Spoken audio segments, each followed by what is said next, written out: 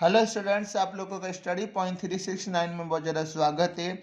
अगर आप लोगों को ये वीडियो पसंद आए तो इसे लाइक, कमेंट और सब्सक्राइब जरूर करें और अपने दोस्तों के साथ भी शेयर जरूर करें।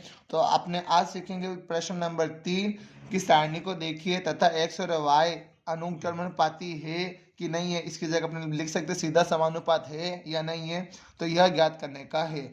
तो सबसे पहले एक्स और वाई की अपने वैल्यू दी गई है। तो यहाँ एक्स है तो इसको अपने बोलेंगे x1, x2, x3, x4, और इसको अपने बोलेंगे x5। और यहाँ पे y है तो इसको अपने बोलेंगे y1, इसको बोले y2, इसको बोलेंगे y3, इसको बोलेंगे y4, इसको बोलेंगे y5। ठीक है, तो अपने सबसे पहले लिखेंगे x1 अपॉन में y1। x1 कितना मेरे पास 12 है और यहाँ पे 18। ठीक है, तो ये भाग जाएगा तो यहाँ पे लिखूंगा 6 दूनी 12 होता है और 6 तिया कितना होता है 18 होता है। 6 से 6 गया तो इसके कितना है 2/3। इसका पहले का आंसर 2/3 है। अगर इन सबका भी आंसर 2/3 आए तो इसका आंसर आएगा क्या, यह सीधा समानुपात है, मतलब कि अनुक्रमानुपाती है। अगर सबका 2/3 नहीं आएगा तो ये नहीं है। तो अपने इसका अब इसका निकालते हैं x2 अपॉन में y2। x2 मुझे दिया है 30/45। तो यहाँ मुझे 2-3 बार निकालता था, तो मैं क्या करूँगा 15 गुणिया 2 करूँगा और 15 गुणिया 3 करूँगा। 15 से 15 गया तो कितना आया 2/3। आगे समझ में।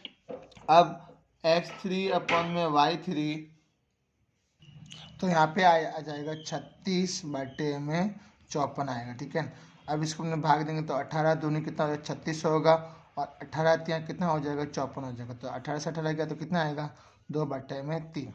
अब इसकी बात करते हैं x4 अपॉन में y4।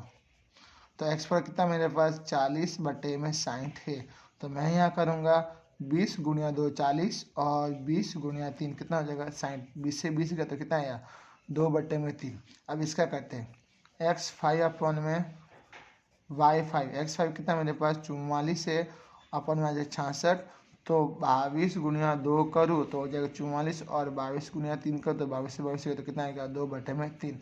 यहाँ सबके आंसर 2/3 आ रहा है। ठीक है, तो मतलब कि यह अनुक्रमानुपाती में है। तो इसका आंसर अपने है भी लिख सकते हैं। क्या लिख सकते हैं, है भी लिख सकते हैं। ठीक है, अब करते हैं अपने दूसरा। इसमें वैसे ही करेंगे x है तो x1, x2, x3, x4 और x5। यहाँ पे y1, y2, y3, y4 और y5।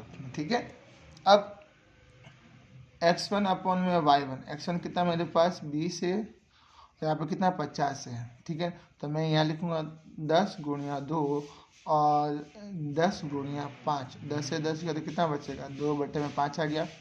अब मैं लिखूँगा x2 अपॉन में y2। x2 कितना है मेरे पास 24/60 हो जाएगा।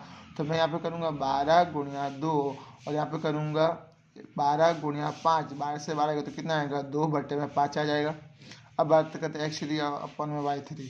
तो x3 अपॉन में y3, x3 कितना है मेरे पास 28/70 है। तो मैं करूँगा 14 गुणिया 2 तो कितना हो जाएगा 28 हो जाएगा और 14 गुणिया 5 तो कितना हो जाएगा 70। 14 से 14 का तो कितना आएगा 2/5। यहाँ पे सबके आंसर 2/5 ही आ रहा है, देख सकते हैं। अब अपने x4 अपॉन में y4। x4 अपॉन में y4 तो इसका आ जाएगा 32/80। तो अपने करेंगे 16 गुणिया 2 और 16 पंचे 80। 16 से 16 आएगा तो कितना आएगा 2/5। इसका करते हैं x5 अपॉन में y5। x5 कितना मेरे पास 38 है और इसका y5 95 है। तो मैं अगर ये करूँ तो इसका हो जाएगा 19 गुणिया 2 कितना हो जाएगा 38 हो जाएगा और 19 पंचे हो जाएगा कितना 95। तो 19 से 19 का तो कितना आएगा 2/5। इसके सबके आंसर एक समान आ रहे तो मैं यहाँ पे लिखूँगा यह अनुक्रमानुपाती है। ठीक है, इतना आ गया समझ में। अब अपने करते हैं तीसरा। इसमें वैसे ही करेंगे x1, x2, x3, x4 और x5। y1, y2, y3, y4 और y5। ठीक है, तो अपने यहाँ लिखेंगे x1 अपॉन में y1। x1 कितना मेरे पास 8 और बटे में कितना 16। तो मुझे पता है कि 8 के पावर में 16 कितनी बार में आता है 2 बार में आता है। तो 8 एकम 8, 8 दूनी 16, तो इसका आंसर आएगा 1/2। अब मैं करूँगा x2 अपॉन में y2, तो x2 इसका आ जाए कितना 18 बटे में कितना है 54 है। अगर मैं 18 का पारा 3 बार बोलूँ तो 54 आएगा। ठीक है, तो मैं यहाँ पे लिखूँगा 18 का 18, 18 54, तो 1 बटे में कितना आ जाएगा 3। यहाँ पे देखो 1 बटे में 2 आया है, यहाँ पे 1 बटे में 3 आया, मतलब अपने को यहाँ से ही पता चल गया कि यह अनुक्रमानुपाती नहीं है, लेकिन हमको सबकी वैल्यू निकालनी पड़ेगी। तो x3 अपॉन में y3, x3 कितना मेरे पास 22 बटे में 33 है, तो मैं लिखूँगा 11 गुणिया 2 और 11 गुणा 3, 11 से 11 गया तो कितना आ जाएगा 2 बटे में 3 आ गया। ओके, अब मैं करता हूँ x4 अपॉन में y4, x4 कितना मेरे पास 48 है और यहाँ पर कितना 60 है।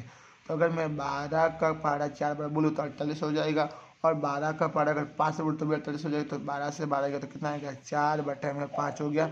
अब x5 अपॉन में y5, x5 कितना मेरे पास 75 बटे में 105।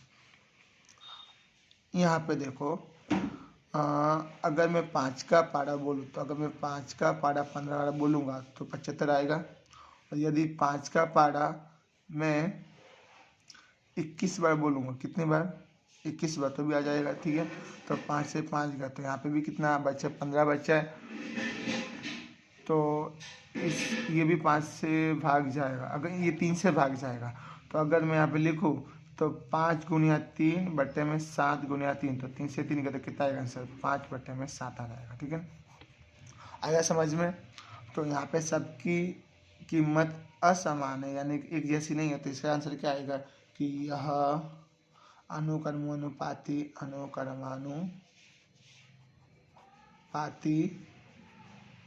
नहीं है। ठीक है,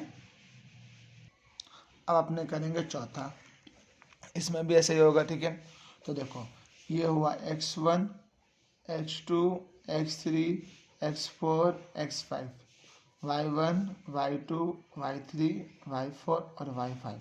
तो अपने यहाँ लिखेंगे x1 अपॉन में y1, x1 कितना है 10 बटे में 15 है, तो मैं यहाँ पे लिख सकता हूँ कि 2 पंचे 10 होगा और 3 पंचे कितना होगा 15 होगा, 5 से 5 गया तो कितना बचा 2 बटे में 3 बचा। अब क्या लिखूंगा x2 अपॉन में y2, x2 y2 कितना है 20 बटे में 30 है।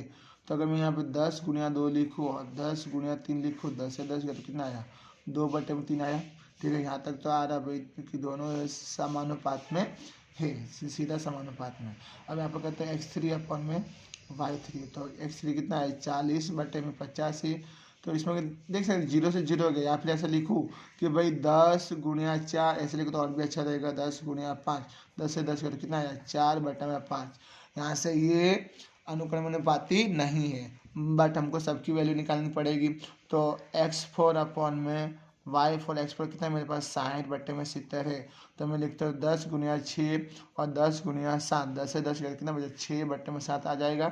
फिर x5 अपॉन में y5, x5 कितना मेरे पास 80 बटे में 90, तो मैं लिख सकता हूँ कि 10, सॉरी मैं लिखूँगा 10 गुणिया 8 बटे में 10 गुणिया 9, 10 से 10 करो कितना आएगा 8 बटे में 9। तो यहाँ पे सबकी कीमत एक जैसी नहीं आ रही, तो इसका आंसर क्या हो जाएगा कि यह अनुक्रमानुपाती नहीं है। ठीक है, थैंक यू।